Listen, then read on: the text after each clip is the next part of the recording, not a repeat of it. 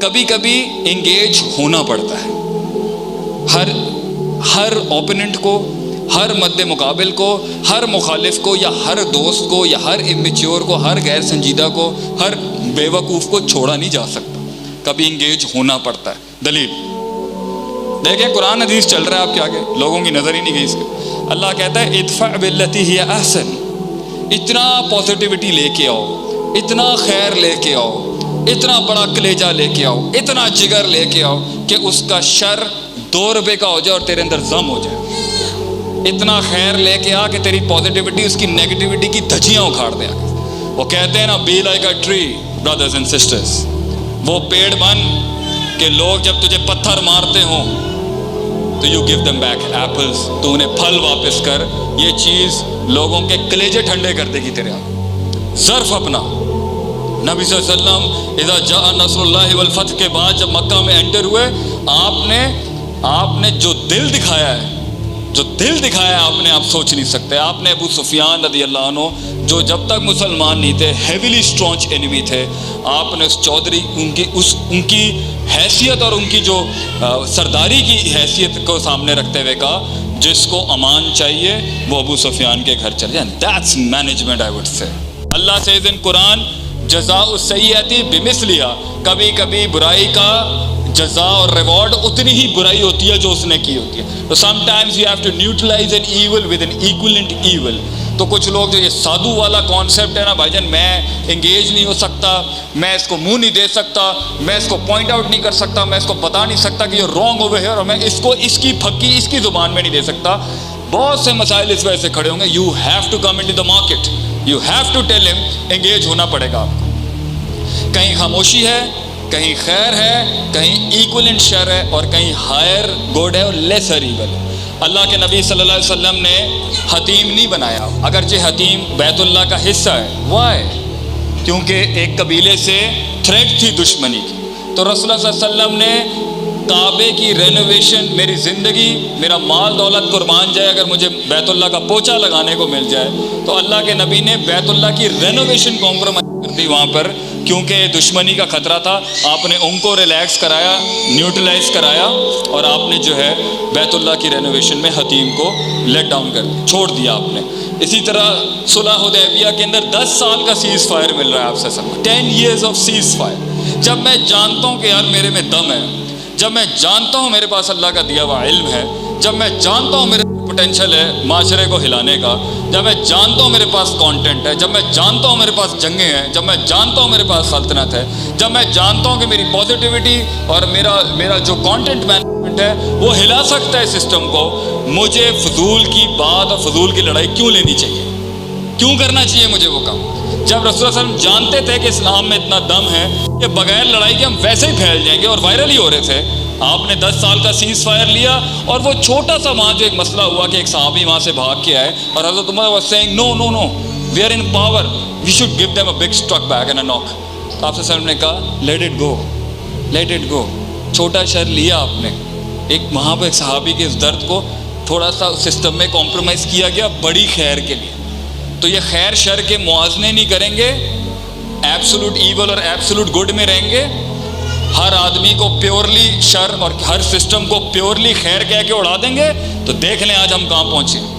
اور آج میں یہ بات اس لیے کہوں گا دینداروں کو اور لبرلز کو کہ اگر ایک لبرل سیکولر آدمی کو دیندار حلقے کی ہر چیز پیڑی لگتی ہے تو یہ ایکسٹریمزم آپ کو کہیں نہیں لے کے جا سکتی، یہ کہیں نہیں لے کے جا سکتی. آپ یہ کیسے کہہ سکتے ہیں کہ پوری بینچ ہی غلط ہے، علماء کی پوری بینچ غلط ہے؟ آپ یہ کیسے کہہ سکتے ہیں ایکیڈیمکس کی پوری بینچ غلط ہے؟ Islamic jurisprudence, Islamic spirituality, Islamic فقہ، اسلامک ایگزیجسس، فتاوا، اور جو 1400 سال سے جو خدمت کی ہے اس علم کی، آپ سب کو اڑا کے پھینک دیں گے اگرچہ اس میں کچھ گندے آنڈے آپ کو لگتے ہیں. It's wrong. اور میں دیندار بینچ کو بھی یہ کہوں گا کہ اگر لبرل ویلیوز کی جو سارے جو کچھ تو بہت ہی ایکسٹریم ورژن کے ہیں، جو ٹرانسجینڈر اور یہ ہومو سیکشول رائٹس تک چلے گئے، مگر اگر آزادی کا ایک سٹرینڈ جو بہت ایکسٹریم ورژن کا ہے، مگر کیا ہم آزادی فکر کے حق میں نہیں ہیں؟ کیا ہم فریڈم آف وومن پہ بات نہیں کرنا چاہتے؟ کیا اسلام وومن رائٹس پہ بات نہیں کرتا؟ کیا اسلام کیا ان جانوروں کے حقوق؟ میں بوٹینیکل ورلڈ کی پریزرویشن پہ اسلام سے دلائل لا کے دے سکتا ہوں کہ اسلام تو پلانیٹیرین لائف کی پریزرویشن پہ کھڑا ہوا تھا.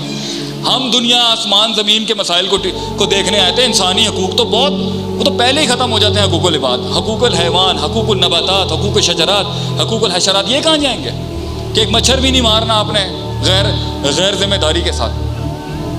تو اگر ہم ایک دوسرے کی ایکسٹریم ویلیوز پہ جا کے ایک دوسرے کو لیں گے تو دیکھ لیں دو کلٹ بنے، وہ ان کی بوتھ نہیں دیکھنا تو دے دوں وہ نصیب دیں، اور اس افتراق کا فائدہ تیسری پارٹی اٹھاتی ہے. تو یہ اصولوں کے ساتھ جو میں نے 6-7 آج بیان کیے ہیں، میرے خیال نماز کا وقت ہو گیا، لوگوں کا پڑھنا بھی ہے، اس میں اور بہت کچھ ہے، مگر گراؤنڈ ریالٹیز کے اوپر انشاءاللہ میں آئندہ لاہور آؤں گا تو ایک بڑا ورک شاپ رکھوں گا 3-4 گھنٹے کا، اسٹریٹجیز کو اور نبوی منہج کے انقلاب کو گراؤنڈ ریالٹیز پہ کھولنے کا کہ کیسے ممکن ہوا تھا اور پھر کیسے آسمانی معجزات ہوئے تھے.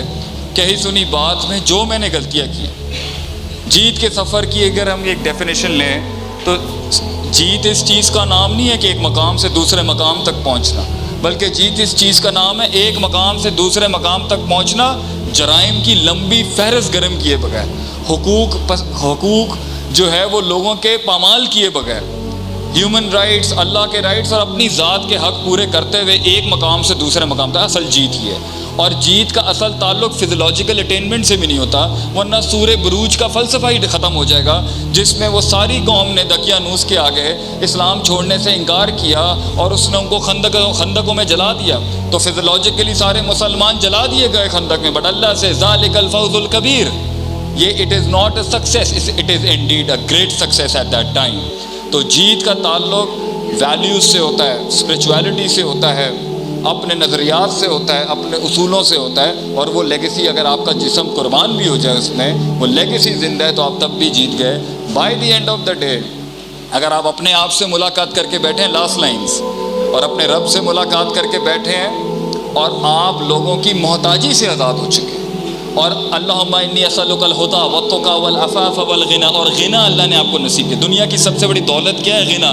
کہ اگر آپ لوگ، اللہ غنی ہے نا، کہتا ہے سب سجدے کر دیں مجھے کوئی فرق نہیں پڑتا، سب میرا انکار کر دیں مجھے کوئی فرق نہیں پڑتا. یہ غنا اگر انسان کو نصیب ہو جائے نا کہ میں آپ کے ساتھ رہنا چاہتا ہوں، میں آپ کے ساتھ کام کرنا چاہتا ہوں، لیکن آپ سارے بھی اگر یہاں پر آگ کے انگارے رکھ کے میرے آگے بیٹھ جائیں گے، it doesn't matter to me, کیونکہ میں اپنے آپ کو جانتا ہوں اور میں اپنے رب کو جانتا ہوں. اور اینڈ کے اندر میں اس سٹوری کے اینڈ میں اپنا رب لے کے جاؤں گا اپنے گھر میں، اور اگر گھر بھی چھین لے گئے تو آسمان زمین پہ اپنا رب میرے ساتھ ہوگا. وَهُوَ مَعَكُمْ أَيْنَمَا كُنتُمْ، اللہ بندے کے ساتھ ہوتا ہے جہاں وہ ہوتا ہے. It doesn't metre. تو یہ کوئی دنیا میں، یہ اللہ کی دنیا ہے، یہیں بنانا ہے، یہیں چھوڑ کے جانا ہے، عمل کی پوٹلی آگے جائے گی. کچھ چلا بھی گیا سو واٹ، آپ کی جاگیر تھوڑی تھی. اور اگر کچھ ہارنسڈ ہو کے وَسَخَّرَ لَكُم مَا فِي السَّمَاوَاتِ وَمَا فِي الْأَرْضِ جَمِيعًا کے تحت اگر آپ کے اللہ نے آپ کی ہاتھ میں اپنی سلطنت کا کچھ حصہ دیا ہے، take it as a blessing, استعمال کریں اس کو صحیح طریقے سے، پازیٹیولی اس کے آؤٹ کمز نکالیں and hand it over to the world. نہیں بھی کریں گے تو آپ کے ہاتھ سے اللہ کسی اور کو ہی دے گا، یا آپ کی اولاد کے پاس جائے گا، یا ویسے ڈسٹریبیوٹ ہو جائے گا.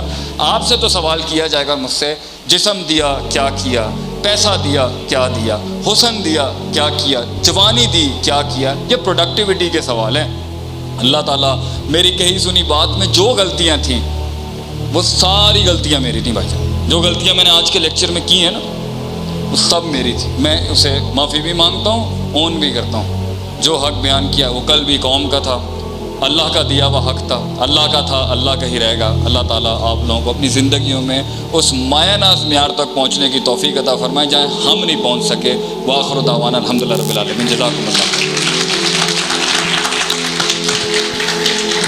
کیوں کرنا ہے کوئی سوال جواب کرنے؟